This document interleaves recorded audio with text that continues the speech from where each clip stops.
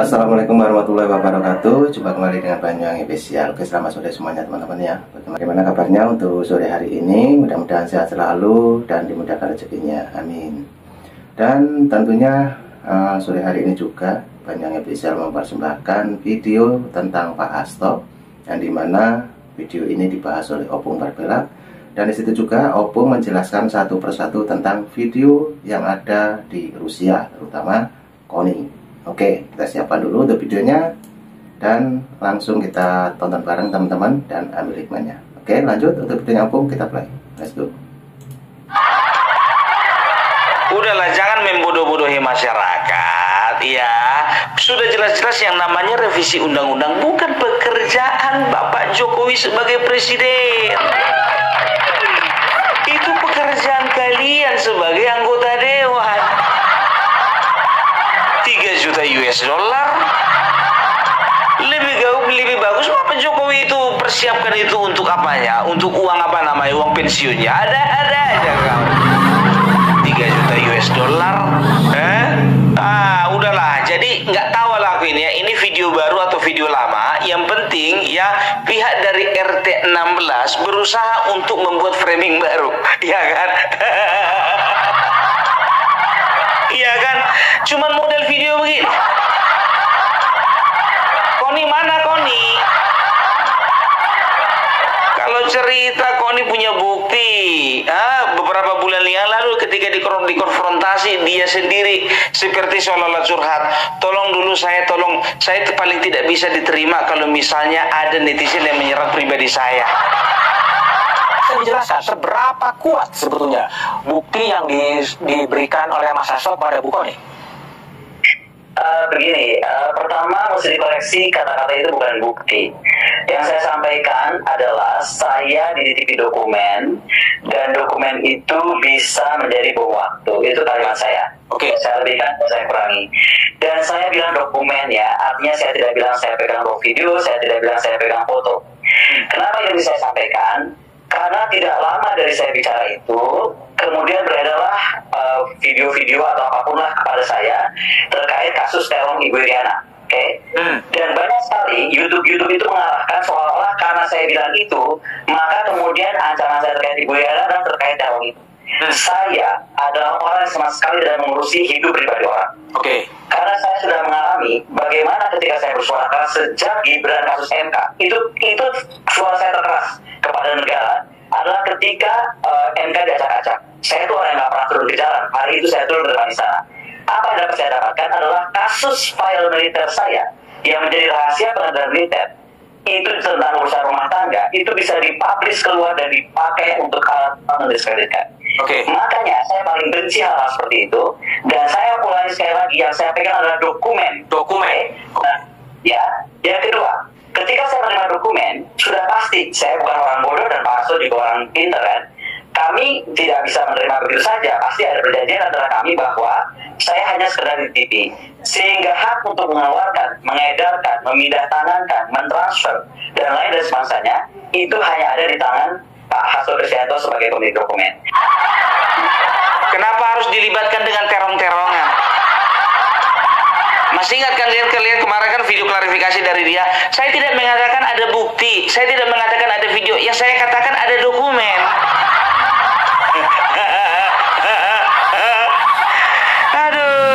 Dan sekarang tahu kalian ya kan, ada lagi nih sekarang ini ya, ini orang dari satu provinsi namanya Rian Koto ya. Jadi kawan ini nggak tahu entah apa dasarnya benci sama pemerintah, nggak tahu entah karena nggak cair uang BPJS-nya di hari itu, nggak tahu kita kan. Dijelek-jelekannya Jokowi. Dia katanya dia dapat, ini hebat ini Wak. Dia katanya dia dapat bocoran langsung dari si KONI. Kita lihat langsung. Titipkan KONI Rahakundi di Rusia. 1. Pembunuhan 6 laskar FPI atas perintah Jokowi. 1. Yang kedua, Jokowi menerima adilan judul dari Sambo. Yang kedua. Yang ketiga, suara Prabowo Gibran pada Pilpres 2024 adalah 35%, bukan 58%. Yang keempat, Ibu Iriana minta Gibran harus jadi wapres dengan cara apapun, ya kan? Yang kelima, Jokowi mengantongi sekitar 1.000 triliun dari BSN, penjualan Kepulauan Halmahera, saya lihat ada lusin 10 dijual, ya kan? Kemudian pasir laut Singapura, ya kan? Setoran dirut BUMN. Nah, jadi dari 5 hal ini, menurut saya ini bocoran dari Koni Bakri di Rusia yang beredar luas di TikTok. Saya minta tanggapan istana, sekali lagi saya minta tanggapan istana dan minta tanggapan dari Jokowi. Jika tidak tanggapan berarti benar orangnya. Nah, kalau ini benar, maka ketika pernyataan Presiden Prabowo yang menyatakan mendukung Jokowi, berkali-kali disebutkan itu dengan yel-yel, itu artinya bahwa dia mengundang rakyat Indonesia untuk segera menghentikan dia sebagai presiden. Itu kira saya. Kenapa ini harus dijawab semuanya ini? Meskipun keputusan MK itu adalah keputusan yang final dan mengikat, sudah disebut dari itu. Salah satu hakim mengatakan tidak ada cawe-cawe. Oh, boleh sendiri ngaku kok. Kalau ngomong kau pakai dulu gigi palsumu itu. Belepotan kali kau ngomong, nggak ada dasarnya. Tapi katanya dia ini dapat bocoran dari Koni. Siapa lah ini anaknya ini? Yang pertama, ada 5 poin, lengkap pula poinnya itu katanya. Yang pertama mengenai titik-titik 6 laskar FPI ya diinisiasi diperintah oleh Jokowi. Kalau mau, ya kan, sekarang bukannya masalah mau 5, mau 6, mau 10, sekarang udah bubar. Udah bubar. Itu dia. Baru yang kedua mengatakan bahwasanya suara Presiden Prabowo sebetulnya bukan 58%, 35%. Kau udah keliling rupanya ke TPS semua. Ada A1-nya sama. Tanggung jawab kau ngomong, jangan bikin hoax. 35%. Setelah itu apa katanya? Ibu Iriana Jokowi memaksakan supaya Gibran menjadi wakil presiden. Yang memaksa Gibran menjadi wakil presiden itu bukan Ibu Iriana, tapi Bapak Prabowo sendiri. Itu. Nah, oke teman-teman, ini lebih asik lagi ya teman-teman kalau ada pembahasan tentang Pak Hasto juga dikaitkan dengan Bapak Prabowo. Nah, ini Opung Warpilak membahas dengan detail dan mungkin di situ nanti bertemu dengan titik poinnya. Oke, kita lanjutkan kembali penjelasan Opung Warpilak di videonya. Lanjut. Iya, setelah itu katanya apa tadi? Presiden Jokowi mendapatkan 1.000 triliun dari BSN. Dia jual Pulau Halmahera. Dia jual pasir kepada orang Singapura. Saya meminta tanggapan dari istana. Siapa kali kau? Meminta tanggapan dari istana? So hebat kau. Siapa rupanya kau? Kalau memang tidak ada tanggapan dari istana berarti ini benar. Kau bukan orang satu-satunya dan bukan orang pertama yang ngotot ngil kayak gitu. Konyol kau, konyol. Aduh, tahu enggak kalian, jujur aja ya, berita-berita seperti ini berseliweran dan itu disanggah oleh Koni sendiri. Disanggah. Dengarkan kalian ini, lihat ya ini ya. Kalau aku Opung Warpilak enggak mau informasinya itu setengah-setengah dan enggak mau juga menyebarkan hoax. Dengarkan kalian ini. Hai, jadi untuk saya tunjukkan kepada Pak Rian Koto, namanya kalau nggak salah, di Padang, yang kesehariannya sering pakai motor, kesana kemari menjual dagangan kain di kain Pak ya.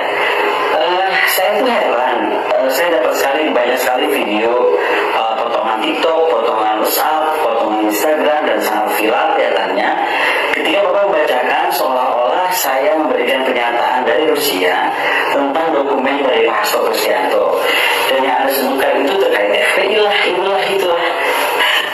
Pak Rian Koto, please, saya itu hanya titipan dititipi dengan menandatangani notaris, di mana saya hanya dititipkan dokumen. Artinya saya itu tidak boleh mengedarkan, mengumumkan, memindahtangankan, and so on and so forth. Jadi Pak, tolong kalau mau viral, jangan berbohong saya. Apalagi Bapak sebutkan seolah-olah itu adalah dokumen yang saya buka gitu. Ya Pak Koto ya, I don't know you, but please jangan bawa nama orang tanpa izin. Dengar itu Pak Rian Koto yang kerjanya jualan kain. Jualanmu dulu urusi. Udah dengar sendiri kan tadi kan dari Koni kan. Saya nggak tahu siapa namanya, Pak Rian Koto kayaknya di Kota Padang yang jualan kain sehari-hari pakai sepeda motor yang menyebarkan fitnah tentang gini. Tak dari mana kau dapat? Kau kalau mau cari follower nggak begitu caranya. Kalau mau cari follower, ya ikut kau affiliate biar laku kainmu itu. Aku tidak sedang mengejek dan aku tidak sedang mendiskreditkan tukang kain, bukan ya. Tapi masalahnya siapapun kita, entah tukang kain, entah kita PNS, entah kita pengusaha, entah kita guru, entah kita karyawan swasta, jaga lisan dan jangan sempat menyebarkan hoax dengan membabi buta. Udah tua Pak. Ada pula generasi Amin Rais ini tuh tengok. Yang aku tahu orang di Padang itu orangnya elo-elo. Orang Nanado di Kota Padang tuh orangnya elo-elo. Ndak ada orang di Kota Padang tuh nan membuat berita-berita hoax bantu itu doh Pak. Kini ambo perlu mengecek kakak apa kini kok. Apa lah diminta Jokoni take down itu video, take down Pak kini Pak. Beko Pak masuk penjara Pak. Payah beko Pak. Beko masuk penjara, menangi apa? Menangi ama, menangi anak, menangi cucu. Elo-elo lah sekete itu Pak. Kalau ala tuo nak diperbanyak itu pahalo Pak, indak dusodo.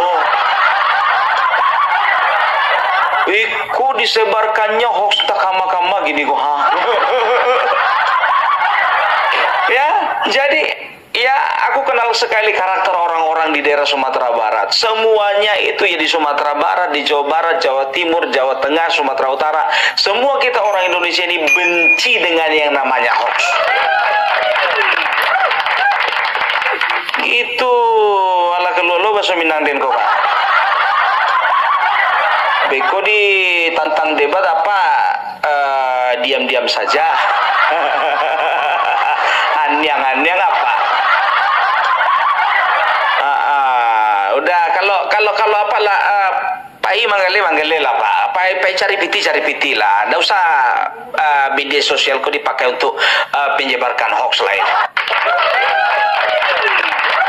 Lah Pak, le Pak. Tambu aja dah. Pakai randang sih, pakai talu. Opung Parbela kalau ala keluar, kalau Koni ini ndak bisa dipercaya lagi loh. Koni ini ndak bisa dipercaya. Kemarin dibilangnya dia punya bukti A, sekarang dia bilang katanya cuman video cuman dokumen-dokumen saja, ya kan? Kok jadi luga Minang kan? Itulah kelucuannya Opung Parbela teman-teman ya. Jadi sekali lagi Opung membahas tentang Koni ini sangat detail sekali, dan disitu pula Opung mencurahkan tentang Koni ini teman-teman. Oke, lanjut lagi pembahasannya Opung, dan mari kita simak sampai habis untuk videonya. Lanjut Opung Parbela. Tapi enggak apa-apa lah, ya kan? Ya, jadi udah banyak ini hoax ditebarkannya ini, biar tahu kalian, ya kan? Sama seperti si Hasto, ya kan? Ini kalau bisa dikatakan, kalau disandingkan ini ratu dan raja hoax. dengar kalian dulu ya, ada pernyataan statement dia beberapa waktu yang lalu. Aku paling jijik keling lain. Pak Prabowo menyatakan di depan para pengusaha di Singapura, beliau hanya akan 3 tahun, kemudian diteruskan Gibran. Dan kalau nggak salah ya, nanti tanya sama Pak Hasto langsung. Dan Gibran itu karena 2 tahun saja, maka kemudian akan boleh election 2 kali, jadi total 12 tahun.